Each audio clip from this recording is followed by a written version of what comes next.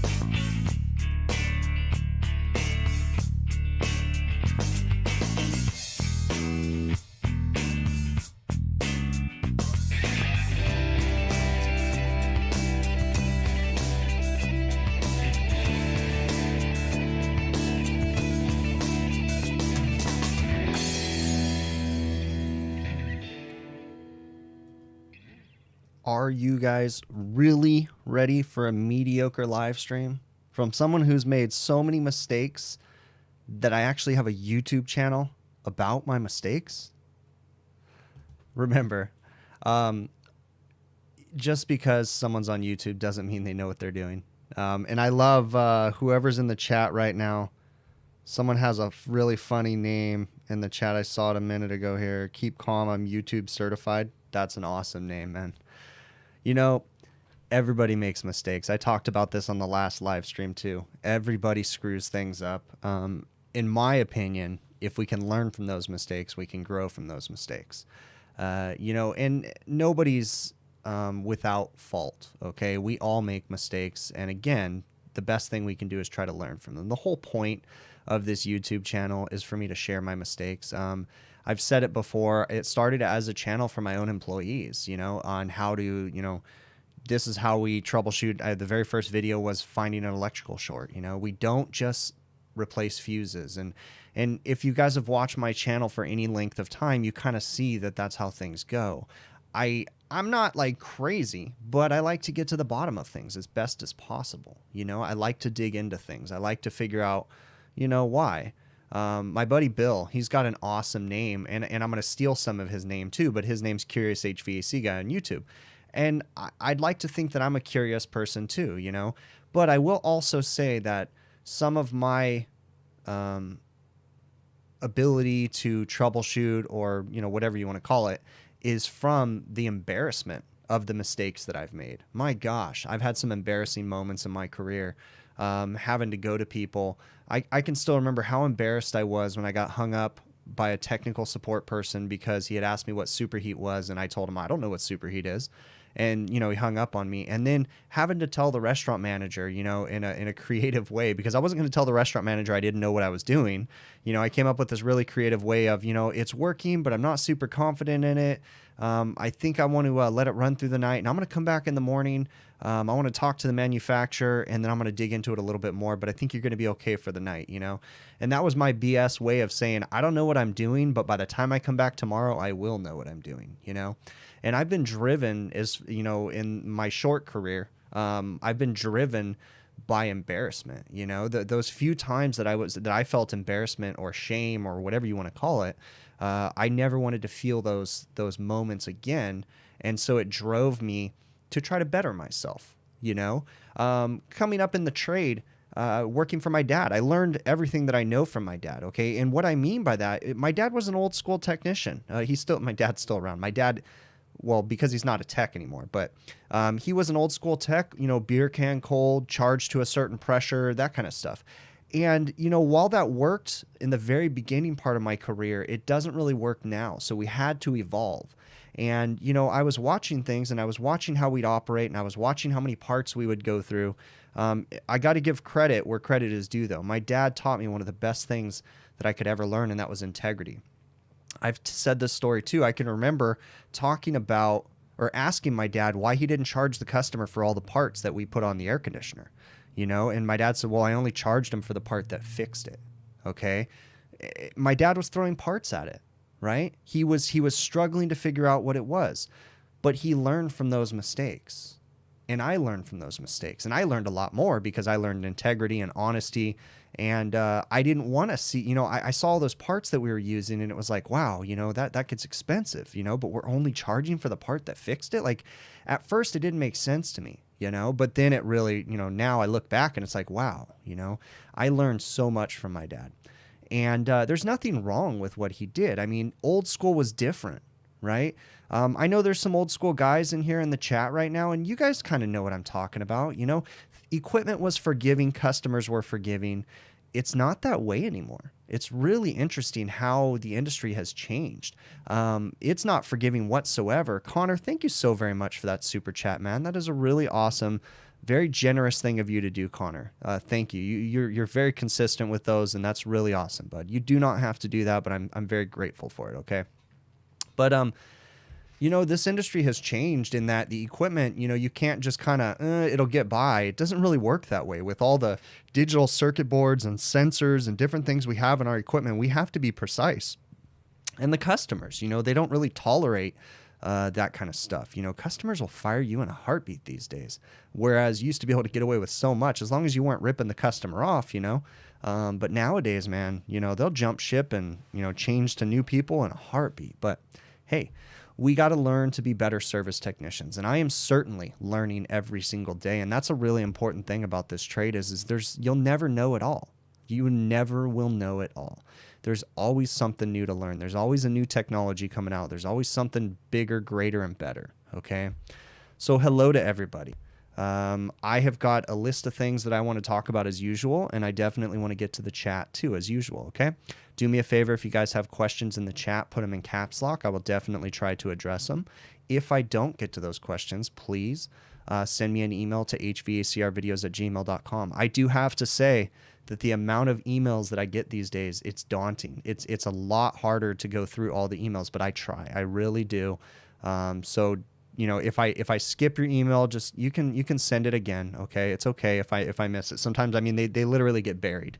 So if I miss your email, you know, you can send it again until I address it, you know, or say, hey, you know what, this isn't something I can really answer, or whatever it may be. Okay, but anyways, I hope you guys are doing well.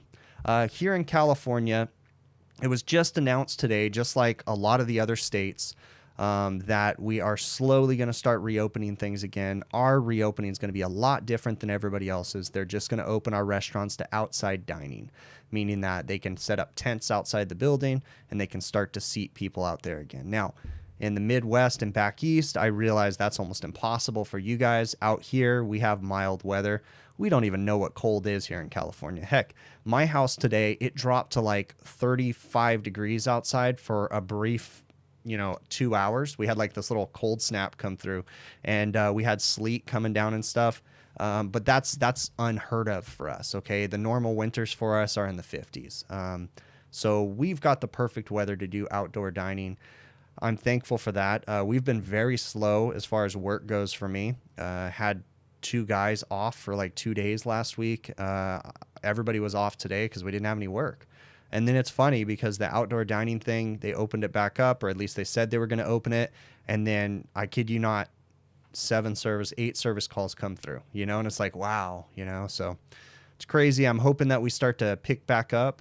It's interesting because I was telling my wife yesterday when we were driving, it's really frustrating for me because, when we don't have work for everybody, and we tell people we don't have work, then an emergency service call comes in, like I'm the person to have to take it because everybody's already off, that kind of stuff. And it sucks because I'd really like to be able to take some time off, but I can't because I got to be available for work. So, hey, you know what? First world problems. I'm super thankful. I think I've said this on the last stream. I am so thankful for my petty problems. My problems are nothing in comparison to many others that have far worse to worry about. I know that some of you have family members in the hospital. Some of them are sick. My condolences go to you. I hope that everything goes okay. I'm so thankful for health, happiness, and safety. First and foremost for my family. So, hey, all right. So let's see what this chat goes on. Yeah, Greg Marcel, he lives up in the high desert, higher in elevation than me, close to where I used to live. And yeah, Greg, we had kind of snow flurries down here, but it was just for a brief moment. But where I used to live up in Victorville, California, and we used to get snow about 2 to 3 times a year that would last for a day at the most. But when I say snow, I'm talking, an inch at the most. There was one year that I did live in Victorville. For those of you that are local to SoCal, I was stuck down the hill because Victorville is what we call the high desert. So it's up a big hill. And I was stuck down the hill for 2 days because we had this crazy snowstorm where it was insane for us, but we got like 13 inches of snow. And my wife was home with my first daughter. My second daughter wasn't even born yet, but with just my first daughter. And it was her, my first daughter, and my dog. And I was stuck down the hill because I couldn't go back up there in fear that I was going to get trapped up there because the roads were closed and all that stuff. So that was definitely an interesting experience. So, okie doke. I want to cover something really quick before I forget. My moderator bot is going to be posting a Sporlan webinar that they're having. So in lieu of the AHR Expo, so normally at the AHR Expo, Sporlan will talk about their new products, their existing product line and different stuff like that. They've got a webinar series, just like most other people are going digital with stuff. They've got a webinar series that they're doing. So they had the first episode this last week. The second episode, part 2, it's going to be called their virtual product review. Okay. The first episode is on Sporlan's website. Sporlan Video is what it's called on YouTube. It took me a minute, but if you just search up Sporlan, you'll see it. That's the first episode. And the second episode is going to be coming up this on the 4th of February, 1 p.m. Central Time. Do me a favor, guys. Go register for that and check it out. Sporlan does a good job with a lot of cool products, and they usually have some great information on there. So definitely check that out. I also want to say that somewhere in the middle of this stream, I'm going to let a few more viewers come in here. I'm going to do a couple little giveaways. Nothing crazy, but I have some Sporlan hats. Sporlan sent me a little Leatherman, a tiny little Leatherman, like almost like a keychain multi-tool. And then I have a couple of my hats that we're going to give away too. I'll tell you guys when. It'll be a little bit in the stream right now. So let me see what else we got in here. What do I think about shorts? Everything HVACR. You mean as in like uniform shorts? I don't know what you mean about that, everything HVACR. I'm assuming you mean uniform shorts. My technicians are not allowed to wear shorts as their uniform for liability reasons. It seems like it'd be much cooler, but I'm just worried about people getting messed up on the legs, getting their legs cut and different things like that. Our insurance company would not like us if we were walking around wearing shorts, so we wear pants. As far as my employees go, I hope that's what you were asking me about, but as far as our uniforms go, we supply a shirt to our employees. They can choose long sleeve or short sleeve, and we just tell them that we prefer them to have black colored pants. They can choose whether or not they're jeans, cargo pants, whatever they want. I personally wear I used to wear Dickies tactical, but I wear the 511 tactical pants now, the strike pants. And I really do like those for Southern California. They do great in the heat. In the cold winter, they wouldn't be the greatest thing. You'd have to wear some thermals underneath them or something like that. But the 511 tactical strike pants are great for the summertime and California winters. And they also have knee pad inserts you can put into them. So super nice pants. Let's see what else we got in here. What do we got? I'm looking at the chat right now. All right, short videos. Oh, sorry, I thought you meant shorts, like as in pants. See, I knew that was a little weird, that question. So he was asking short videos. Yeah, I've thought about doing shorts before, as far as videos go, but I just don't want to mess up. I don't know. I'm still kind of torn on that. Like short videos, they're neat. Brian does a really good job of doing shorts as far as videos go. But I don't know. It's something I'd consider, but I just don't know. I'm still kind of torn about those things. Let me see. Okay, I'm going to get to my list of things to talk about here. Oh, I wanted to address something else too. Someone brought up to me, and I've seen a few people bring this up. So I know that YouTube has really been bombarding you guys with super long commercials, and don't feel bad for not watching those super long commercials. Okay, I totally understand. All right, it's ridiculous that YouTube would throw in a 30-minute commercial, 20-minute commercial or something like that. That's insane. Okay, just so that you guys know, I can't control how long the commercials are. The only thing that I control is how many commercials to put into my videos. Now, in the very beginning, I didn't really understand the commercials, so I've got some videos from way back in that had way too many commercials. But my metric for commercials go is that for every 20 minutes, I'm going to put one commercial. And if I go to a 30-minute video, I'll put 2 commercials. Okay. So, but I'm not worried if you guys don't watch them. Okay. I just throw them in there. You know, it's just one of those things, but I totally understand.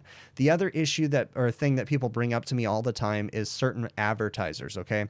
In the past, I have blocked certain advertisers from my channel. I think that because I noticed that particular advertiser started popping up more and more, and it's fine. I'm letting them so long as they don't irritate me again. Basically, I can't tell YouTube who to pick as an advertiser, but I can go and say, hey, I don't want this person advertising on my channel, or at least I can block a domain. Now, whether or not I noticed that someone that I had previously blocked has popped back up within the new year. So I don't know if YouTube like cleared those out and started them over. I'm letting it be, and I'm not really pushing it. I'm just going to leave it be so long as they don't start advertising or irritating me again. So it is what it is. I don't mind them being an advertiser. But they work through YouTube. They don't work through me. So, okay. Let me see what else we got in here. How long did it take me to feel comfortable doing service by myself? Abe, it took a very long time for me to feel comfortable. I'm the type of person that's very reserved, and I can remember saying to my dad, hey, I need you to come out and do the service call with me. And he's like, no, you got this, you know. And I just kind of had to figure it out. So before I felt super confident in my service work, I was a couple years in, maybe 3-4 years in before I like totally felt confident. And even then, especially early on in your career, you're going to have these moments. I remember my dad telling me this, and my dad would say, you know, you seem very confident in what you're doing. And he was very happy with how I was performing, but he said, don't get cocky. And he said, you're not at the point yet where, or he asked me if I was at the point where I got knocked on my butt yet. And what he meant was, and I wasn't, but what happened is you get to a point where you think you're doing good, and then you get whacked in the face with this particular problem or whatever, and then it humbles you, you know? So you're going to have many of those moments in your career. I've certainly had many of them going along, but the first one happened within like the 2-3 year mark, where it kind of knocked me back down. It made me realize, whoa, slow down, buddy. You don't know everything you think you know? And so it takes a long time, but 2-3 years, I started to feel pretty confident in what I was doing. And then I got knocked down a few times and worked my way back up. And, you know, you just keep learning and learning. So, all right. Let me see what else we got in here. Don't know what that is. Just bought 2 field piece test probes from TrueTech. What do I like my probes for the most? You seem to think ice machines will be what you use them for, Gary. Honestly, I've been using my probes more and more every day. I mean, the amount of times I pull my manifold gauge set out of my van is becoming less and less because I'm getting more comfortable with my probe setup.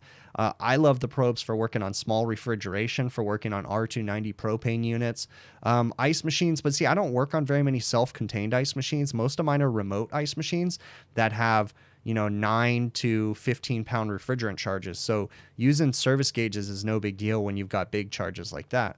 But probes are convenient. And while we're talking about probes, I have some questions inside here. So I get this question quite often. And it kind of surprises me, but I guess there's some people that just don't follow the online community as much as I do. So the question that I get is this: how come when I use my field piece job link probes, which I use very often, how come my screen on my tablet doesn't look like their screen when they're using their field piece job link probes? Okay, the only thing I can think of is that they don't realize that I'm using a different app with my field piece job link probes. I am using the Measure Quick app. So field piece job link probes can work with 2 app systems. They can work with the field piece job link app, and they can work with the Measure Quick app. Okay, those are the only 2 apps that the field piece job link probes work with.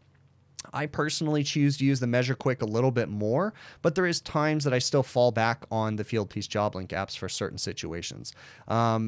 Multiple superheats was one of them, but Measure Quick is integrating multiple superheats into their app again, or they are now. So, but yeah, that's the reason why, is because the field piece job link app is one, but then you can also choose to use the Measure Quick one. So I use the Measure Quick quite often. So let me pull that one off of my list here.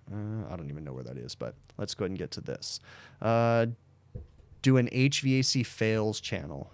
Yeah, that's a lot of work that I don't think I have. You guys, I genuinely, so making these videos, on average now, it's taking me about I'd say on average, I spend 2 to 3 hours every single day working on YouTube. So when I come home from work, I spend 2 to 3 hours every single day working on YouTube. And then when I do uploads, I spend 4 to 5 hours on each video, because it doesn't seem like I put a lot of editing into my videos. When I'm not crazy about the edits, but there still is a lot of time that's involved in them. So as far as I created another YouTube channel called HVACR Tools, and I've only uploaded 1 video because I'm so consumed by my normal HVACR videos channel. It's insane. It's so hard to keep on my schedule too. And speaking of that, I may have to change my upload schedule, because being as slow as we are right now, I am running out of footage. So we'll see. I'm going to try to continue doing 2 videos a week. I do videos Thursdays and Sundays. I'm going to keep trying to do that. But there may be a chance that we might have to go down to 1 video a week, depending on the amount of footage that I have. But we'll see. I'm going to keep trying to do the 2 videos a week. But yeah, it definitely takes a lot of my time. So, no, Greg Marcel, I really don't come across electric strip heaters very often. I'd want to say maybe 2-3 times in my career I've come across strip heaters. It's been a long time since I've come across them. So, all right. Yeah, I just try to keep the fails in my videos. So we covered that one. Had 2 videos since the last live stream this week. And keep in mind, everybody that's in here in a few minutes, I'm going to be doing a giveaway. I'm going to let a few more people pile in. Looks like we have 328 people in here. Do me a favor, get that like count up, guys. Let's get that like count up as high as we can get it. That way it definitely helps out the algorithm, helps my channel to be noticed by YouTube. Okay, so start smashing the like button, and we'll throw out a giveaway here in just a minute. Pack Attack, thank you so very much for that super chat, bud. That is very generous, and thank you very much. Okay, so 2 videos since the last live stream. We had the walk-in freezer upgrade, and that's the one where I built another Unistrut platform for the walk-in freezer. I'm really starting to like I'm not going to have very many more of those, but the ones where I can go and do most of the work because I'm moving the equipment to a new location, I like doing that because then I'm not there for an entire day. Normally we have to do our walk-in replacements, and we have to get them done all in one day, so it's usually a really long job. So if I can split it up between 2 days, it just takes a lot of stress off me, and I'm really liking that. The next video that I had was the symptoms kept coming, and that was actually back in September, that video that I filmed. And that was a typical AC service call for me. Okay. We have to learn to be able to troubleshoot when we have multiple things going on. So I walked into that unit and we had some obvious problems. We had a dirty condenser and we had a broken belt, but moving through the troubleshooting steps, and then you find this thing and that thing and this thing and that thing, and it leads to all kinds of problems. Okay. Refrigerant leaks, compressors that had failed, condenser fan motors that have failed. all because, you know, they aren't doing proper preventative maintenance. But I'm not blaming the customer for that, because this is a crazy time right now and cash is king. Everybody's trying to save as much money as they can. And I know it doesn't make sense to a lot of people, because people think these corporations are just full of money, but they have people to answer to also. And if the corporations, these big giant restaurants that are chain restaurants, and they're, you know, they have shareholders and everything, when those share prices start dropping, when the company's not doing good, I should say, when the company's not doing good, the share prices will start dropping. The shareholders aren't happy. They start selling. It becomes a problem. Okay. So these customers, they try to do everything they can to stay above with their numbers and everything. Okay. Plug and play. Thank you so very much for that super chat, man. That is awesome. I very much appreciate it. Okay. So you have to learn how to troubleshoot. And when it comes to these multiple problems, like on that AC that I did, we got to start looking at it, and you got to just take it one thing at a time. So start with the basics. What's the number one thing we need on that AC to work right is airflow. We need the blower motor moving air across the evaporator, and we need the condenser fan motors moving air across the condenser. So start there. Then work your way backwards, okay? And then, you know, if the condenser's dirty, well, you're not going to have airflow, okay? The same thing goes with refrigeration too. It all comes down to airflow, okay? And then, of course, you need a compressor working and all that different stuff too. But Alex, thank you so very, Orlov, thank you so very much for that super chat, man. You guys, this is amazing. Thank you very much, okay? So, let me see what this way. But you just got to learn to keep your cool when you're in those crazy service calls. Jeremy Cole, that is amazing, bud. That is amazing. Thank you very much for that. Okay, that is very, very cool. You guys are very awesome with these super chats. So Joseph had asked me about low temperature solder. He saw another YouTuber, very, very popular YouTuber, and that particular person was using a low temp solder / brazing alloy. Okay. Stay Silva 8, I believe is the name of it. And he was asking my opinions on it. I personally have no opinion. I've never used a low temperature brazing rod or solder, whatever you want to call it. I've never used Stay Silva 8. I fixed leaks on low temp solders. But my personal preference, I stick to 2 brazing alloys when I am doing my work. I stick to 15% Silphos for my copper to copper connections, and I use 56% silver solder for my dissimilar metal connections, okay? And if I'm doing plumbing stuff, I'll use like a tin solder, okay? But for refrigeration, I just choose to stick to 15% Silphos and 56% silver solder. I use a oxygen and acetylene brazing rig. I choose to not use a turbo torch or a B tank. That's just my personal preference, okay? I'm very particular about the things that I do, and I don't like change, okay? The B tank or the turbo torch is very loud to me, and I'm just not very familiar with it. I've learned on a oxyacetylene kit, and I just continue to use that, okay? It works for me. Yeah, there's disadvantages to using an oxyacetylene kit. You got to lug the case around and stuff like that, but hey, I like it, and it's what works for me. You do you. If you like something different, if you like a B tank, I know plenty of great service technicians that like using B tanks or turbo torches. Good for you, okay? Now, next thing is when you're using the low temp solders, you can get away with using MAP gas torches and different things like that. Now, again, I don't know how those solders work. I know that they have a very low melting point, and I know a lot of people think that you don't need to use nitrogen or anything like that. I beg to differ on that one, but I still think you should be purging with nitrogen, even if you're using a lower melting solder and stuff. But hey, I'm not a genius when it comes to that stuff, so I just stick to what I do, and that's what I'm comfortable with. So, all right. Have I ever had any issues getting OEM start components for R290? Seems so many times it's back ordered for at least a month or two with Avantco. Sean S. I don't work on any Avantco stuff, but sometimes getting OEM components can be problematic, okay? But always when it comes to R290, stick with the OEM, because the last thing that you want is a liability issue when it comes to R290 refrigerant and some sort of a fire or something like that.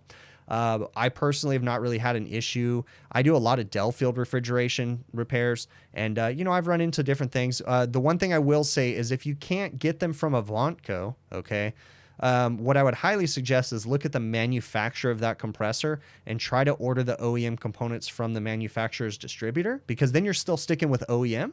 you know? But I don't know. You know, I really haven't had that problem. Has a repair ever done more bad than good to a system? You know, that's an interesting question. Okay, so I can say that, yeah, I don't think I really have a story for that question. I can't say that I can think of a repair that's ever done bad. I can say that sometimes a system has been so ill-maintained and it's been running with loose belts, plugged up condensers and things like that for so long that by the time you clean it up and start getting it operating properly, the damage is already done. So it may seem like, you know, cleaning it and getting it operational is what broke it, but really it's the fact that it had been operating in such ill condition for so long. So, all right. What do I think of a leak saver direct inject into a small system, Alex? Okay, so good question. I personally do not like any of the additives that you add, leak sealers and different things like that. I have not had any good luck with any of those. I have used them. I can count on my hands how many times I've used them. I've used leak detecting dye, and I've also used leak detecting stuff that you put in the system, and I've had very bad results. Always still leaks. That's my personal experience. I very well could have been using it wrong. I don't know. I prefer to either fix the leak or replace whatever component is bad in the system. I have had customers demand that I try to put leak sealer in the system to try to get it by, and it has not worked in my experience. But what's interesting is I have some other people that I follow on social media, some other influencers, YouTube people that use leak sealers and seem to have very good success with them. I personally don't choose to use them, so that's just my preference. All right. So we got a decent amount of people in here. Let's go ahead and do a giveaway really quick. So here's the deal. I am going to go ahead and give away, hold on. I've got a Sporlan Leatherman. It's they have it branded with Zoom Lock. It's a little tiny one though. It's a Leatherman Squirt, little guy right here. Okay, little multi-tool. It's a Leatherman Squirt PS4 and it says Zoom Lock on it. And then I also have a Sporlan hat, and I'll go ahead and send that to you. So what I want you to do is go ahead and start commenting, and I will pick a random person. My moderator bot will pick the person in the chat here in a minute. So go ahead and start commenting right now, guys. Get the chat going. Get your comment in there, and I'll pick one person and give that hat to them. So go ahead and start doing it, and I'll give it a couple seconds for the comments to start rolling by, and then I'll hit pick. So do that, and I'll keep talking for a minute. Let's get that comment section going really good. Let me see what else we got in here. And here they come right now. So give it a second, start getting in there. There they're going. It also will, it's for the last 5 minutes too. So if you've commented in the last 5 minutes, you're good. And there goes the comments right now. So I'm going to go ahead, and the moderator bot is going to go ahead and pick someone right now. So I'll give it another couple seconds. At the moment, we have 92, 99 eligible people. Keep going. I'll give it another couple seconds. Let that number get up there, and I'll pick someone and send that hat and that little Leatherman tool to them. Okay, I'm going to go ahead and pick it right now. The moderator bot is going to throw it in the chat, and I'll announce it too. So the winner is Mr. Mojoey89. So Mr. Mojoey89, you are the winner. So what I need you to do, so that's Mr. Mojoey89. What I need you to do is send me an email to hvacrvideos@gmail.com and put Sporlan Leatherman in the email comment so I know it's you. And Mr. Mojoey89, you are the winner of that. Okay, go ahead and keep it rolling, guys. I'll pick another winner I'll do an HVACR videos hat. So go ahead and keep the comments going again real quick. And I'm going to write this person down. Mr. Mojoey89, send me an email to hvacrvideos@gmail.com. So Mr. Mojoey, I'm writing that down right now. Go ahead and keep the comments going. Go, go, go, go with the comments, and I'll do another hat right now. So keep them rolling. Go, go, go. Mojoey 89, and I'll do an HVACR videos hat. Here you go. Give it a second. Let me go ahead and cancel, and I'm going to go ahead and pick another person. This is for an HVACR videos hat. Boom. Michael Prescott. Michael Prescott, you are the winner. I'll send you an HVACR videos hat. What I need you to do, Michael Prescott, is send me an email to hvacrvideos@gmail.com and let me know what size hat you want. Small, medium, or large, extra large, and give me your address, okay?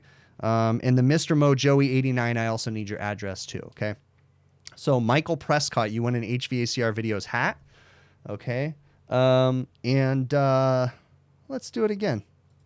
Let's do another HVACR videos hat. Twisted Candle Company, thank you very much, man. Go ahead and do another, start commenting again. I'll give away another HVACR videos hat. So go ahead and start commenting again. Get that thing rolling again, and I'll pick another winner. So let's get it going again. Start commenting. Go, go, go, go, go. And I will go ahead and throw another name in there right now. And looks like we have 152 eligible users that are commenting at the moment. We're going to go ahead and pick a random person real quick.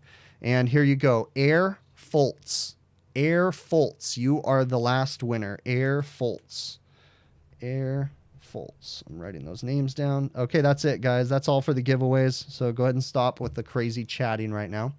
Air Fultz. You win, bud.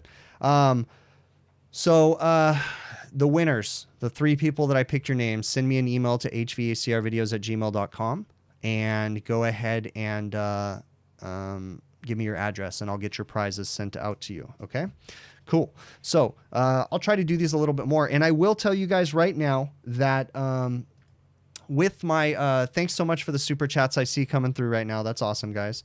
I plan on doing kind of as like 100,000 subscriber thing. I wanted to do a big giveaway. I'm actually going to do it on my Discord server. Okay. I'm not giving the dates as to when I'm going to do this yet, but I would highly suggest that you guys go join the Discord server because the giveaway will be announced on there. I will also announce it on YouTube on one of my videos that, hey, there's going to be a giveaway going on. But it will be in the Discord server. It will be coming up. So I'd highly suggest that you guys go check out the Discord server and go ahead and join the Discord server, okay? I'll give you guys a link for the Discord server right now too, real quick. The moderator bot gives links for it all the time, but I'll give one right now. So it'll be coming, I'd say in the next couple weeks, we're going to do this giveaway. And what we're actually going to do, there's the link for the Discord server. I just posted it in there. What I'm going to actually do is give away a full merch line, okay? So you're going to get one of every shirt. So I have big picture shirts. I have 3 different colors. I have hats. I have beanies. I have a sweatshirt. And then I also have my flag shirt design. So we're going to do a giveaway for that, but it'll be over on the Discord server, and it'll be in the next couple weeks. So just join the Discord server now, figure out all your roles and all that different stuff, and then it'll all be announced over there. The reason why we're doing the giveaway over there is because of the rules and the terms of service when it comes to giveaways on YouTube and Instagram and different things like that. It gets really tricky with breaking the rules and stuff. And I know a lot of people do giveaways, but I just want to keep my channel above board. So I can direct people over to the Discord server, and it's a lot more lenient over there. So we can do a better giveaway. So definitely go join the Discord server, and you will get you'll get notifications. And then also I will notify in a YouTube video. So as long as you watch my videos on a regular, you'll see in one of the beginnings of the videos or something like that, I'll announce the giveaway too. Okay. So, but like I said, that'll be a full merch line, and it will be eventually in the next couple weeks on the server. All right. So let's get back to the normal stuff. What do we got going on in here? I'm looking at my list of things to talk about. So this is a question I get quite often, okay? Don't take offense to the way that I'm going to answer this, all right? And I don't mean to offend anybody, and I may have taken the question wrong, but the concept is still there, okay? So Sammy is in school, and he's asking me, his plans are when he finishes school, he wants to start a business. And Sammy wants to know if there's room within the HVAC trade for another business, and if it's a profitable, or if it's going to be successful and all that different stuff. So first and foremost, Sammy, understand something. And again, I don't understand the context of your question, and I'm not being rude or anything, okay? But nobody has business trying to start a new business coming straight out of trade school, okay? It's just plain silly. Don't do it, okay? To start an HVAC business, you need to be successful and a competent service technician. You need to be also a competent businessman. All right. I'm not saying that you can't make money. There is people out there that have started businesses that are the crappiest technicians in the world and they don't make money and different things like that. My personal opinion on the matter though, okay? My personal opinion is that you need to be a qualified service technician and you need time in the industry and then learn how to run a business and then start a business. So I realize I'm probably going to get hate emails and all this crap, okay? But trust me, you need to understand HVAC. We have nothing but new businesses in this trade right now, and there's too many of them with people that don't know what they're doing, and it's hurting the industry. You're dragging the industry down. For the $5 you're going to make now, you're dragging the industry down because you're out there, driving companies out of business because these new businesses start up and these people don't know how to operate a business. They don't know how to price themselves. They think if they go in there and price lower than everybody else, then they're going to be the most successful business because they drive other people out of business. Well, no, because you're actually hurting yourself more because you're setting yourself up for failure. Okay. You need to charge a good wage. You need to charge a fair wage, but you also need to be competent in your repairs. So again, I don't mean to be rude and don't take offense to what I'm saying, bud. Okay. It's okay to have ambitions to open a business someday. That's great. Okay. But you just need to be prepared to, you need to understand that it's going to take time to get to that point. Okay. Shadow, thank you so very much for that super chat, bud. That is amazing. I really, really appreciate it, bud. Okay. Thank you for that super chat, dude. So, yeah, it's going to take time after school. Okay. You have a good 3-4 years before you become a competent technician coming straight out of school. And then you need to work in the industry and understand the ins and outs of the industry. And then you need to work your way up to become a business owner and start your business. Okay. So if you have ambitions to own a business, that's a great goal to have. Okay. But don't be clouded and think that you're going to have the most successful business in the world coming right out of trade school. It's not very practical. I'm not saying that you can't make money, but I'm saying you got to be careful and remember that you're dragging the industry down if you come in there and start pricing yourself too low and all that stuff. Okay. All right, let's see what else. Have compressors always been induction motors? Is there compressors that were brushed motors? Cyborg Sheep. I don't know, man. That's a little beyond my knowledge. What causes a compressor to make knocking noises like the symptoms kept coming video? Rion, in my recent video, I had a compressor that was knocking. I think that compressor was internally arcing. I think that there was a direct short that was intermittent in that compressor. Something like that. Terminal was arcing or something, and that popping noise was the signs of a terminal vent about to happen. So that's why I don't know if you guys saw it in the video, but I was scared. I was like, whoa, whoa, whoa, whoa, step away, turn that unit off as fast as possible. Because if you hear what I heard, which was arcing sounds within that compressor, the terminals are about to blow out. So you need to step back. You don't want to be there if you have a violent terminal vent where it shoots flames out the compressor or something like that. So in my situation, I think that what happened was that compressor had an oil return problem just like the third compressor did, and it had been running for a very long time, and there was internal overheating damage or something like that. There might have been acid in the system because I did mention that there was a funny smell with the refrigerant too. So I think we were about to have a terminal vent, and luckily I shut it down in time. What causes it? Lack of preventative maintenance. So let me see what else. What are we missing in here? Okay, what happened to compressor number 2 on my most recent video? I just explained that. So how do I shop my competitors to see if I'm charging a fair rate? Well, Craig, what I do, again, I'm not the best business person, okay? So I'm not the person to seek financial advice from. But the way that we operate is we look at our costs and we look at what we think we need to make to be profitable by looking at numbers and different things like that. And then we come up with a number, and then we compare that to a few of our competitors and just say, okay, are we in the ballpark? But my main goal is looking at my numbers to see what I need to be profitable and what I think is a fair wage. And then I look at my competitors just to make sure I'm not like $50 an hour higher or whatever. Okay. So I can tell you right now that what I need to make or what I charge is actually a little bit lower than some of my competitors, but I'm not the lowest. I'm like right about 3/4 of the way up with the group of competitors that I'm looking at. So I'm not the cheapest, and I'm certainly not the most expensive, but I'm on the higher end.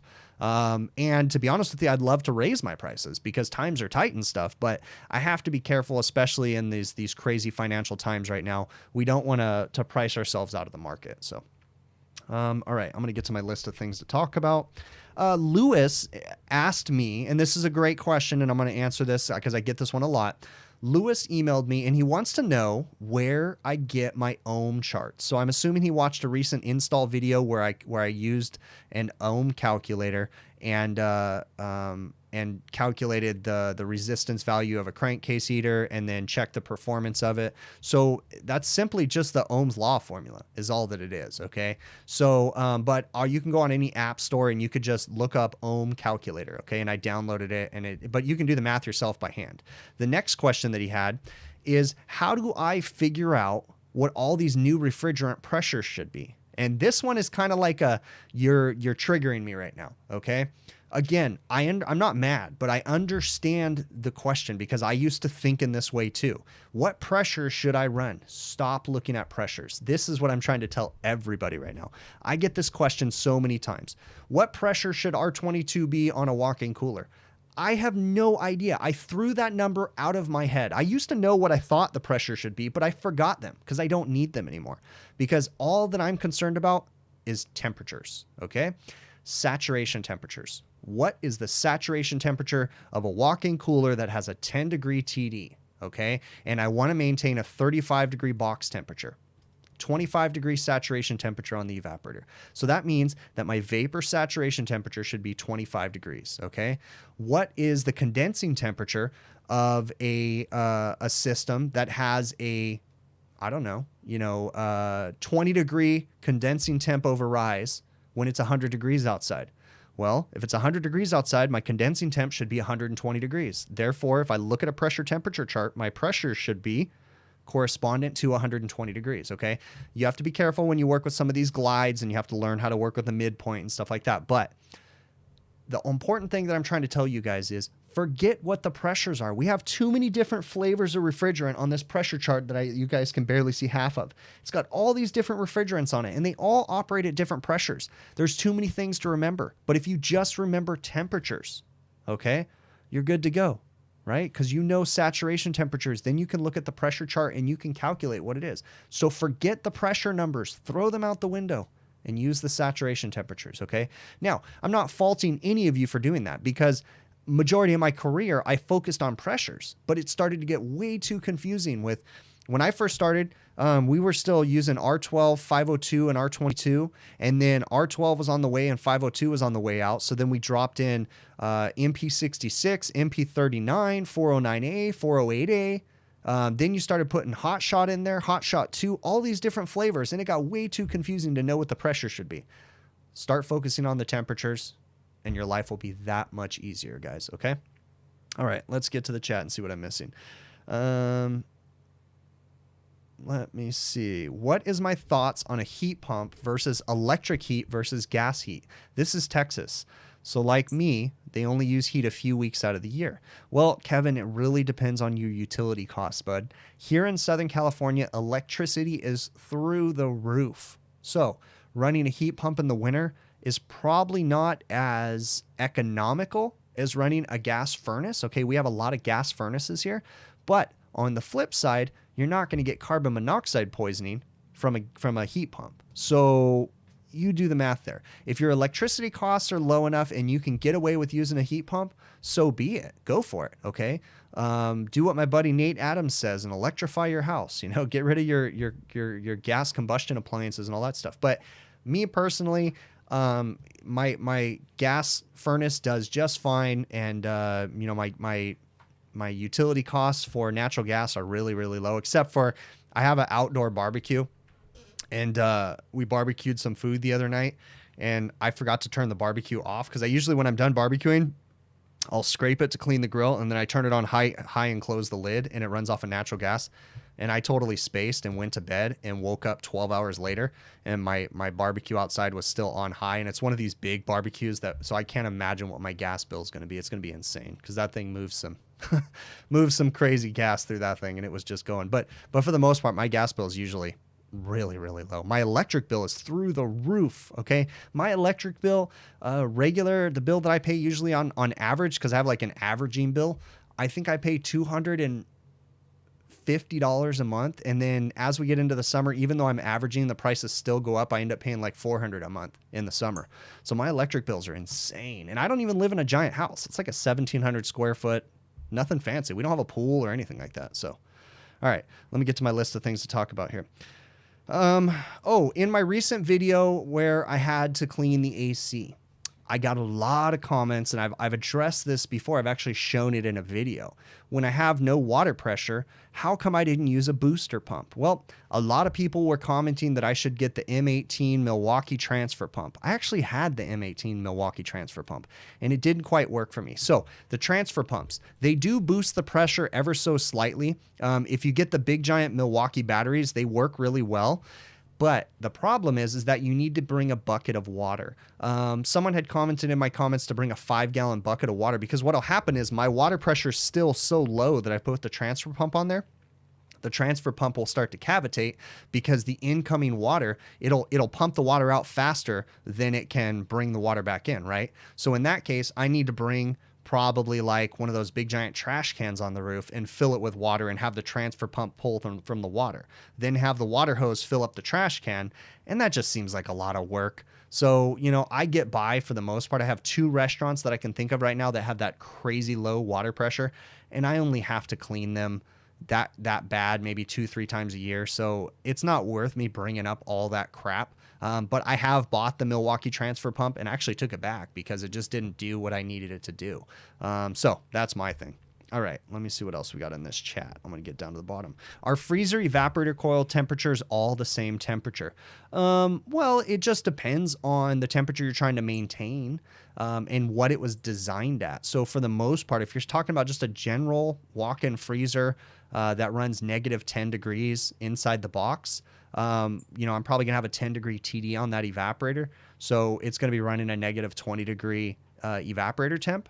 So, that's pretty common if it's just a general restaurant freezer.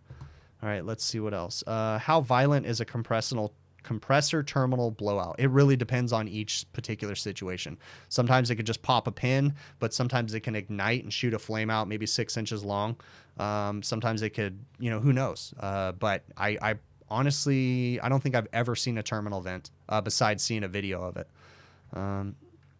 Let's see. I already answered that one.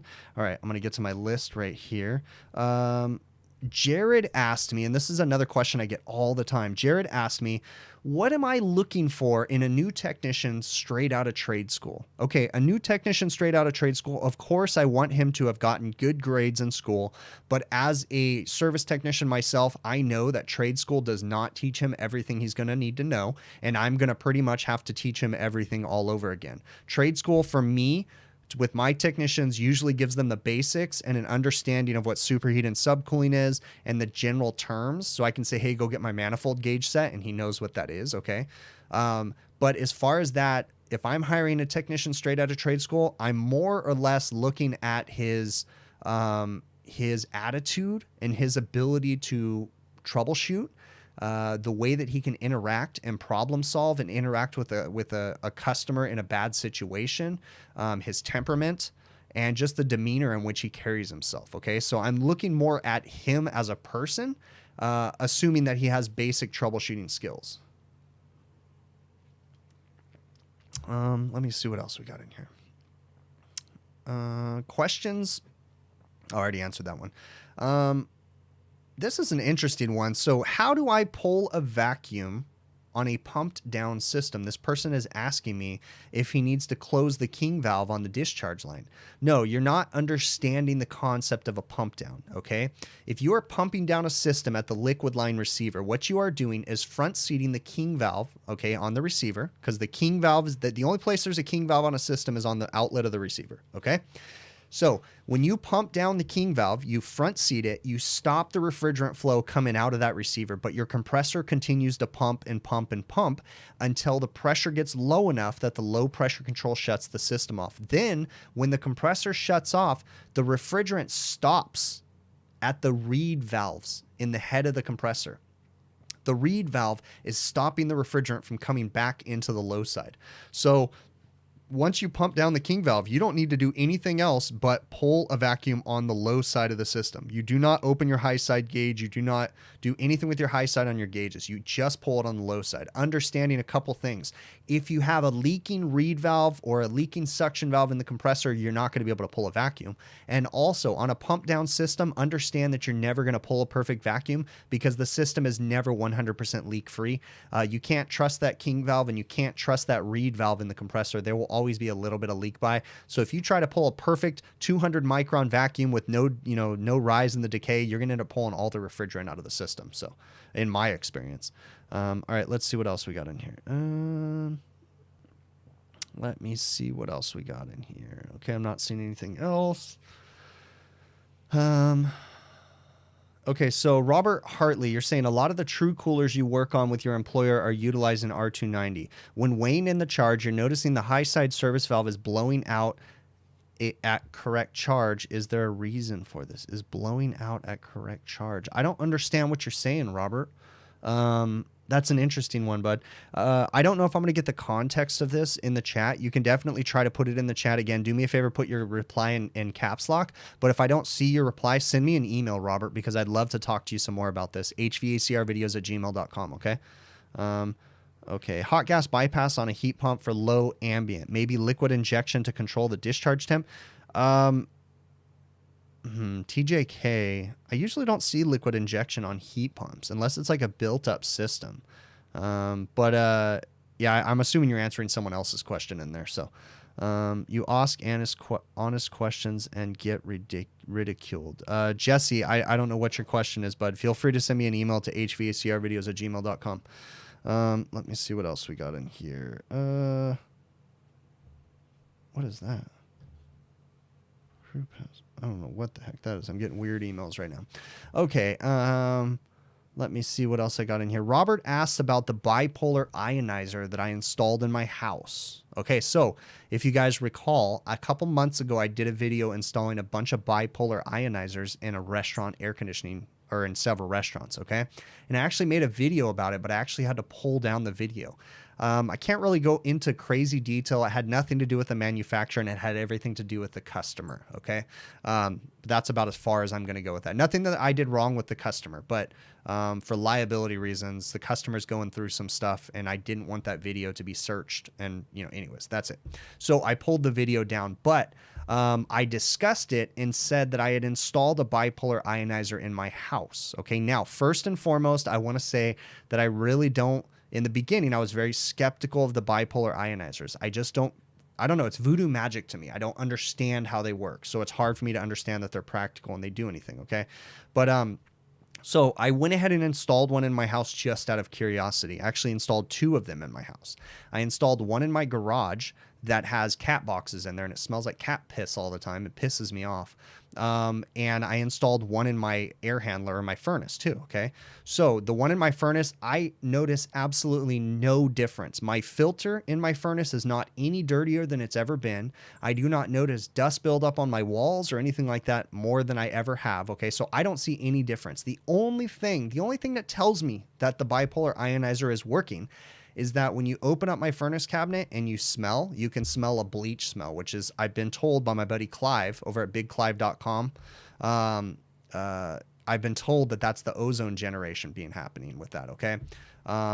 But that's the only way that I know that that bipolar ionizer is doing something. Okay. Now I also installed one in my garage. It's not the most ideal location, but we have a ceiling fan directly above the bipolar ionizer and it's running 24/7 moving air. So I figured, what the heck, I'll let the ionizer run in there and I don't notice any difference. It still smells like cat piss in there. I realize though, that's not the ideal location for it.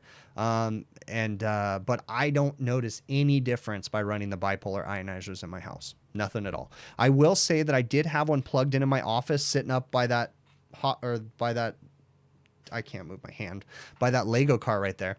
And when I did have it in here, I would walk into my office and it would smell like bleach, like really strong. I would just leave it running with my ceiling fan running, and there was just a massively strong bleach smell in here.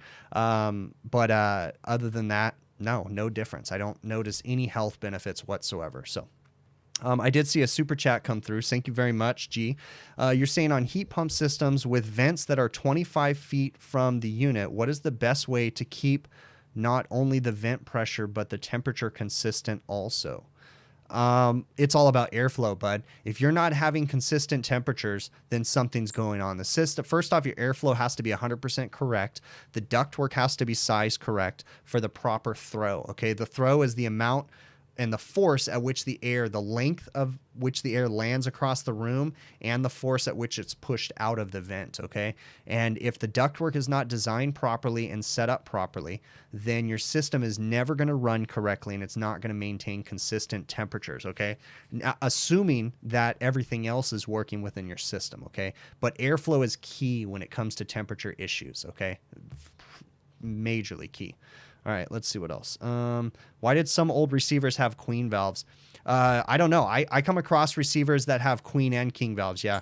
Very strange, but, you know, I guess you can get in there and change the receiver. I don't know, you know.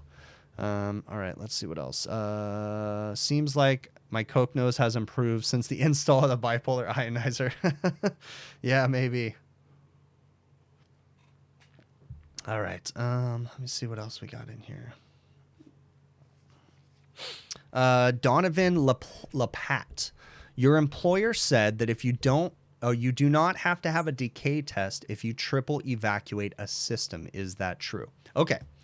I don't want to get into a pissing match with anybody. Okay. My research, again, I'm not the biggest genius in the world when it comes to this. I was taught to do a triple evacuation too. Okay.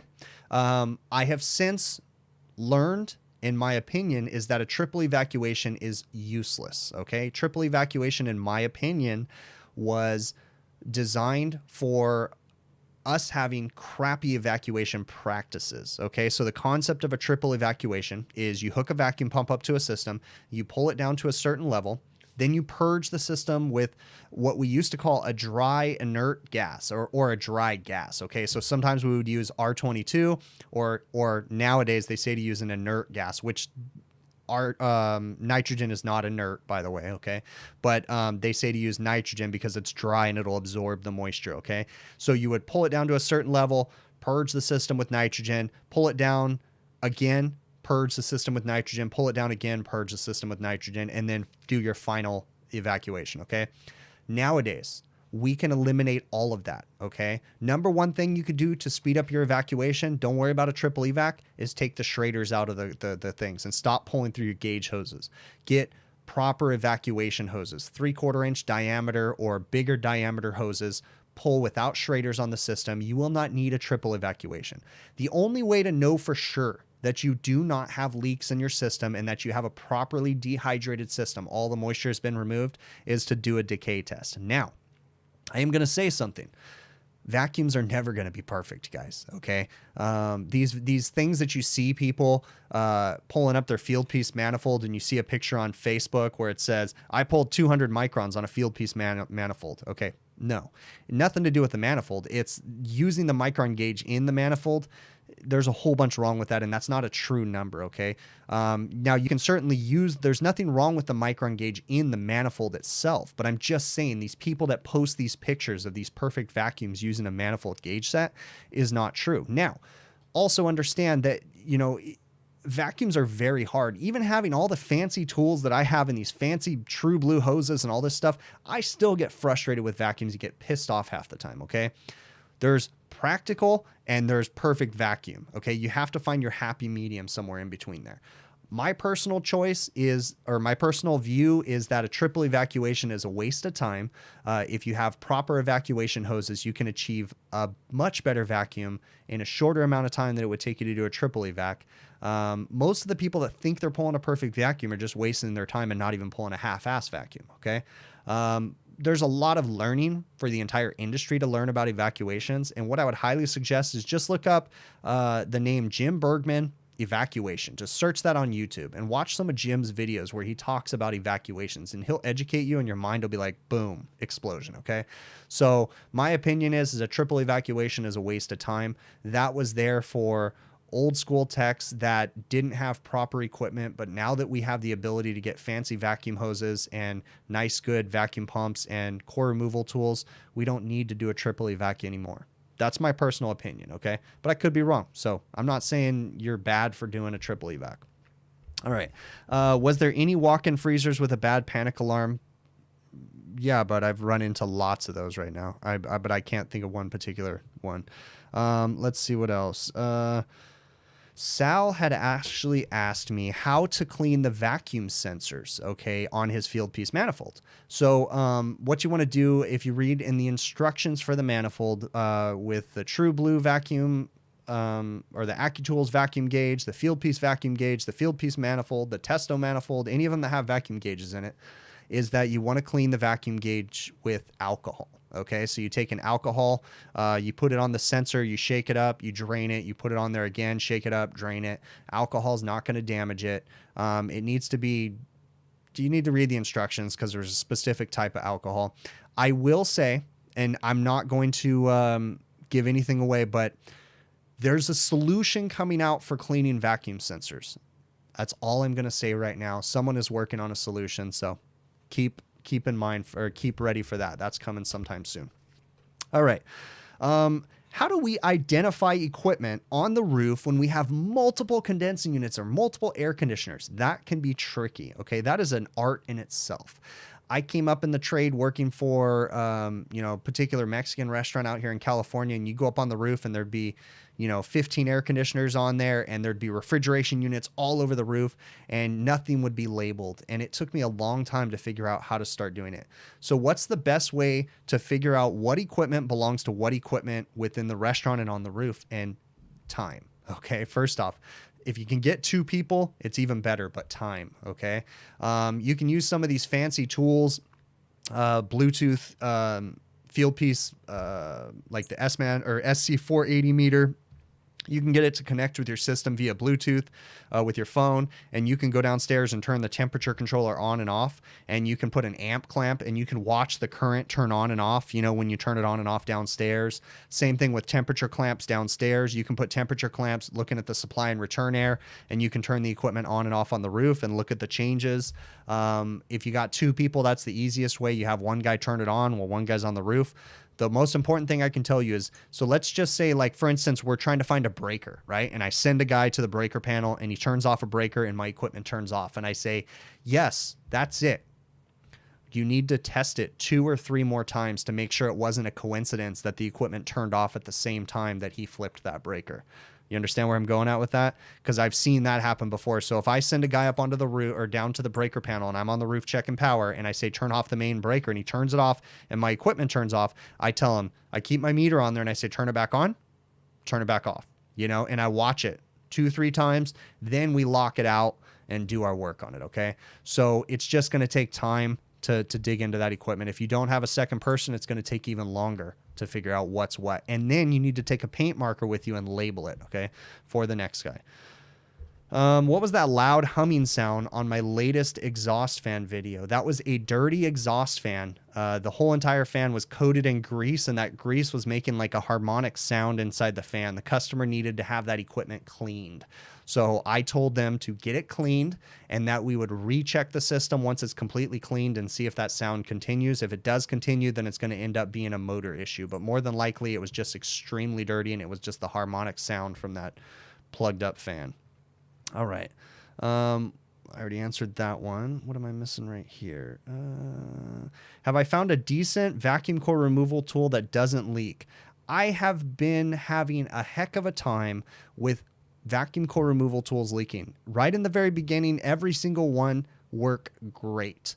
But after a couple months of use, they start failing. And I realize you can change O-rings and there's rebuild kits and all this different stuff, but I get so frustrated with vacuum core removal tools. And I'll say the most common place that I find them leaking is on the shutoff valve right there. And it's usually when I'm got positive pressure in the system. So if I'm doing a nitrogen pressure test or something, and I've got the vacuum core removal tool on there and you valve something off, I can hear it squirts when I turn the thing off, and it pisses me off. And then I have such a hard time with it.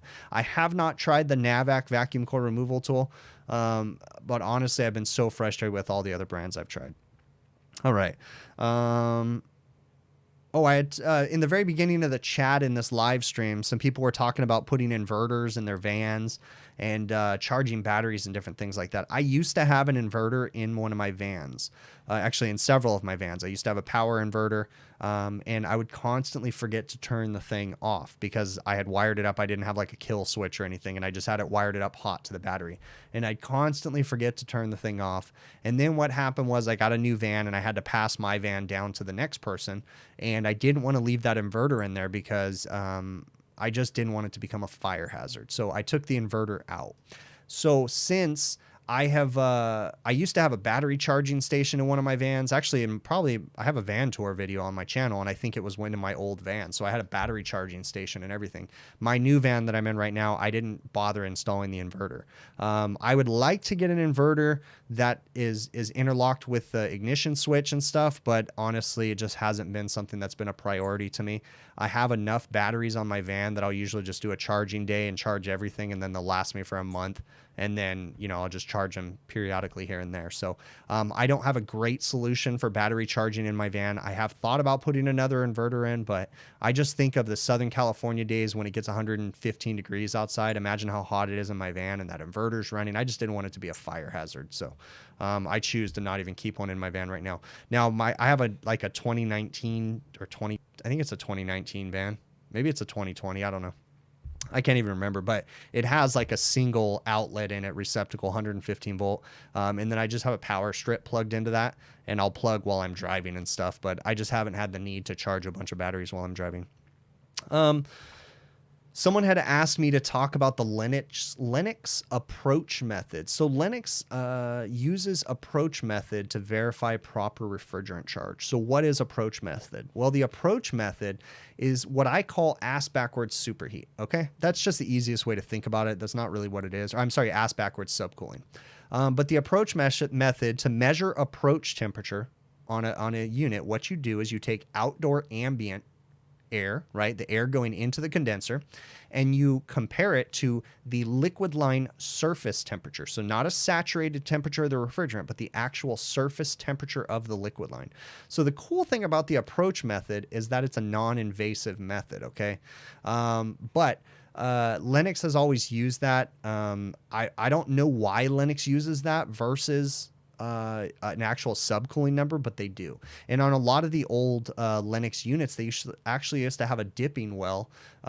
So that had like a little, it looks like almost like a strainer, and it has a little chinga sticking out of it with a hole that you would stick your thermometer into. And what you would do is fill that with oil, let it sit for 10 minutes, then put your thermometer in it. And it was a way for you to get liquid line temperature, to get a more accurate liquid temperature. But that was just Linux's old method. I still see those posts on Facebook. What the heck is this thing? It's just a well for measuring liquid line temperature. But yeah, Linux uses that approach method. I don't know why they use it. It's just an interesting way to do it, but just keep that in mind when you're working on the Linux units. All right. Yeah, stop flexing on me with my van. Yeah, my van ain't nothing fancy. A van's a van. All right. Rich GT350R says the approach method is when you're sitting at the bar checking out a pretty girl and trying to figure out what to say. Hey, that's the truth right there. All right. How much do I make a year as an HVAC business owner? I don't have to say an exact amount. Yeah, that's not really something that I'm going to answer. Okay. And I see that just got deleted right as I read it too. So thank you, whoever deleted that. What procedures do I use for lockout tagout? Cyborg sheep. I don't use very many lockout tagout procedures, so I don't really show in the videos. Occasionally I will lock a breaker out, but I don't, just for liability reasons. I got to be careful about the stuff that I show in my videos. It's a gray area. So I probably need to show lockout tagout a little bit more, but I try to keep some things out. But anyways, that's a whole nother thing. Have I ever gotten zapped by electrocuted by a wire? Yeah.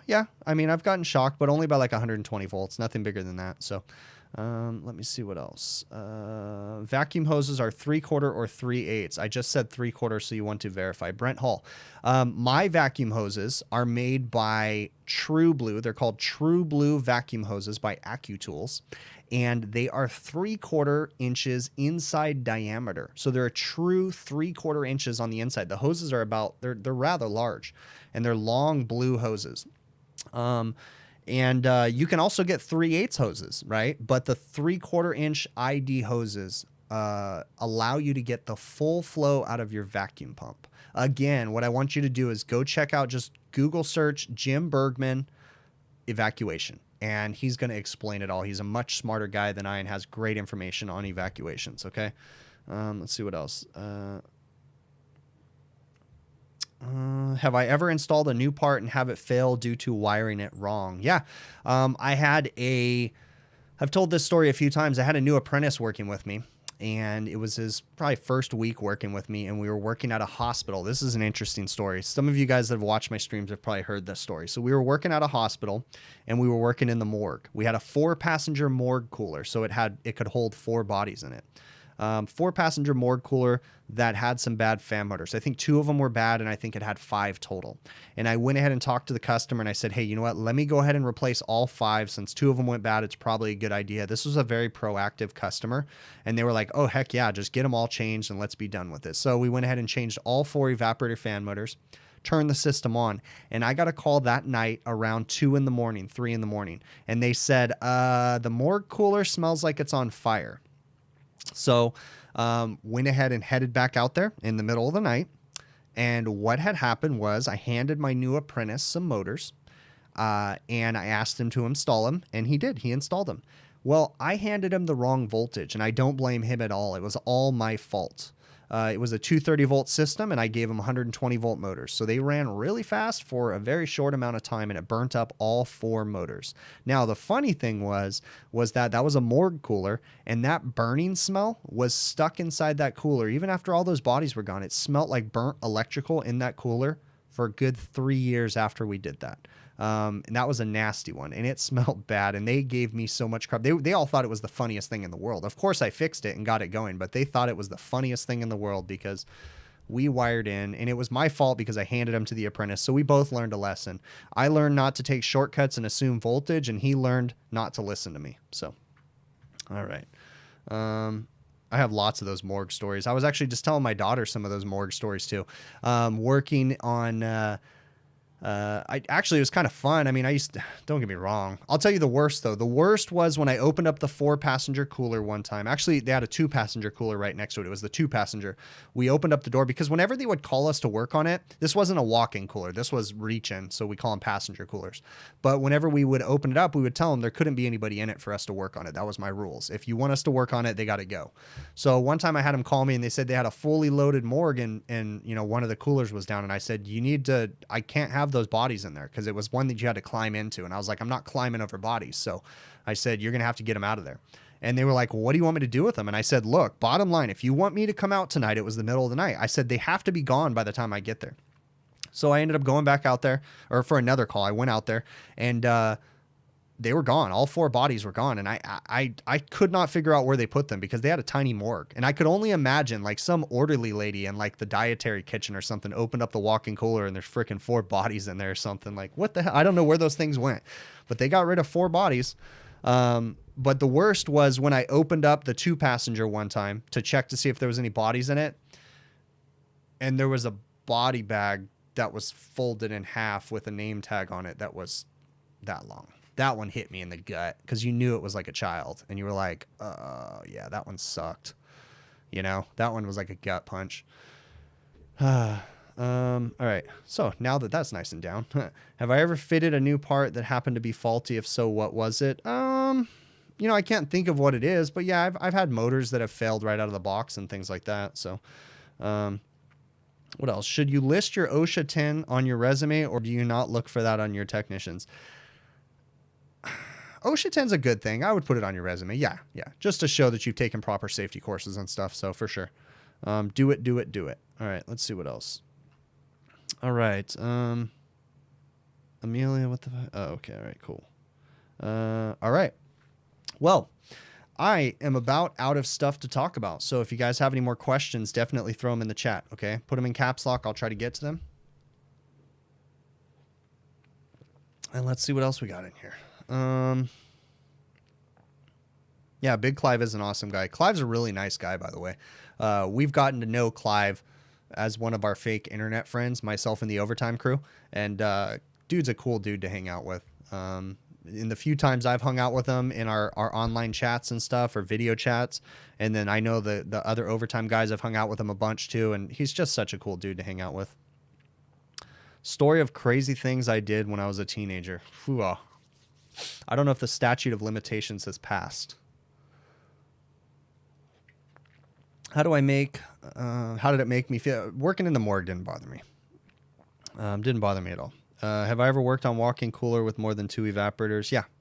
I can't think of a particular story, but I definitely have. So, what causes compressor terminals to blow out? I mean, it's hard to say completely, but usually it's some sort of an electrical explosion essentially inside the compressor, usually caused by acidic refrigerant oil that's flowing through the system and breaking down the windings, causing some sort of a direct short inside of there. It could be loose connections on the terminal pins. It's hard to say, man. All right. Ever gone to work drunk? Nope. I can honestly say I've never gone to work drunk. Oh, yeah, I said that in the beginning, Jay Parker, and I'll definitely say it again.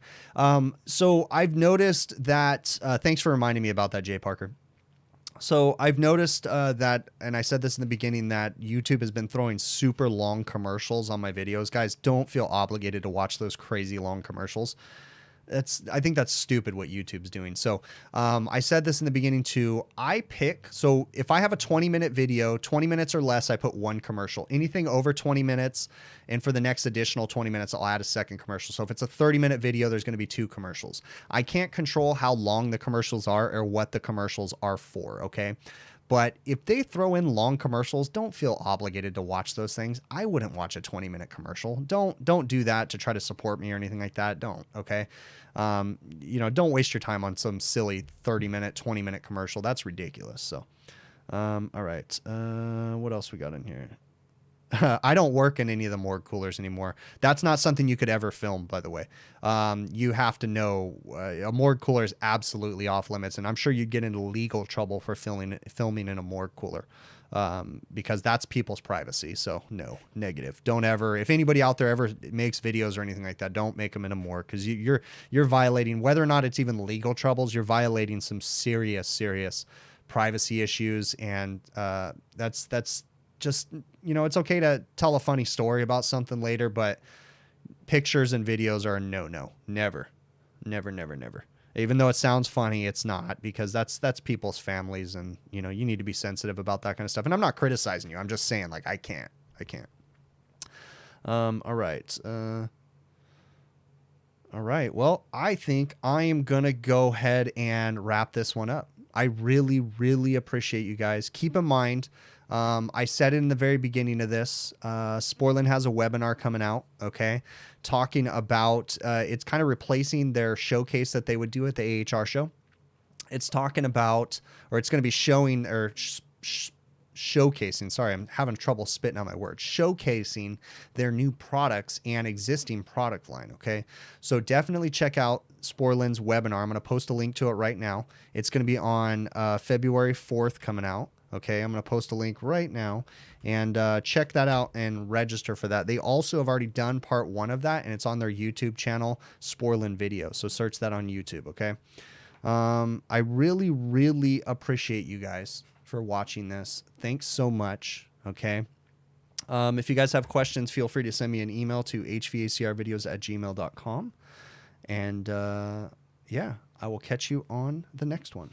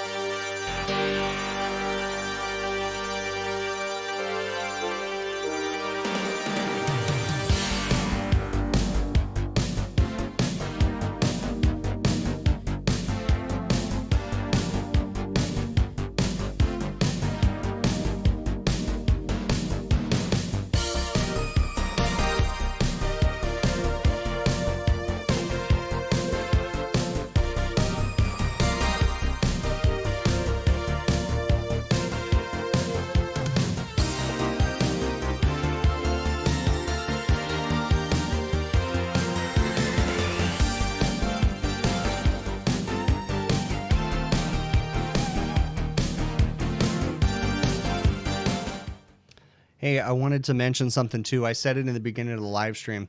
Definitely go check out the Discord server that I have set up real quick.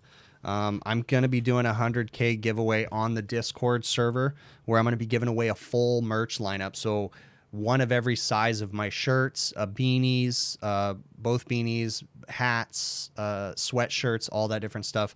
It's going to be in the next few weeks, so I'm going to be announcing it. So I'm going to link the Discord server right now. You guys want to go join it and be ready for all of that, so that way you can be entered into that. The reason why I'm not going to, and I will announce it on YouTube, but I'm not going to actually do the giveaway on YouTube or Instagram just for, they've got a bunch of contest rules and stuff and it's a pain in the butt. So I'll be doing the giveaway on the Discord server, but I will mention it in a video too. Okay.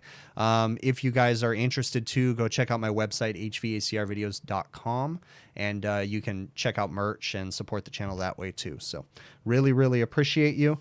And I will cue up the outro music again and see you later.